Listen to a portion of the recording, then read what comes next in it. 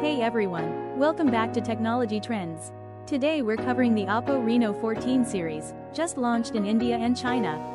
The Reno 14 lineup packs serious camera and AI firepower worth watching.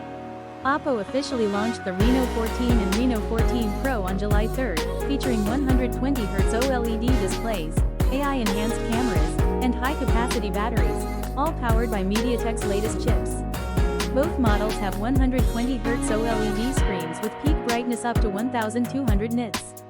Reno 14 to 6.59, 1.5K resolution. Reno 14 Pro, 6.83, flat display. Crystal shield, Gorilla Glass plus slim design. Build 7.42mm and approximately 187 grams. Reno 14. MediaTek Dimensity 8350. Up to 16GB RAM, 1TB storage. Reno 14 Pro.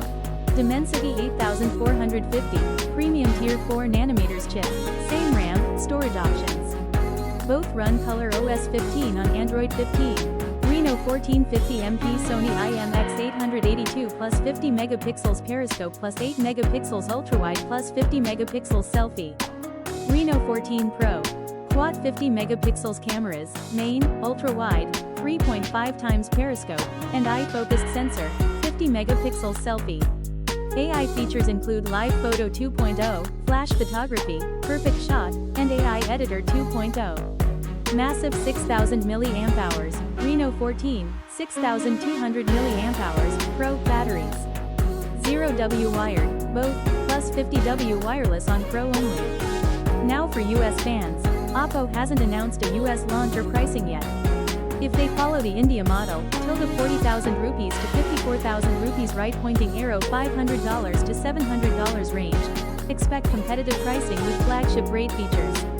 These phones aim squarely at content creators and photographers, outstanding displays, insane camera setups, and battery life to match. Are you excited for OPPO's return to the US market with the Reno 14 series?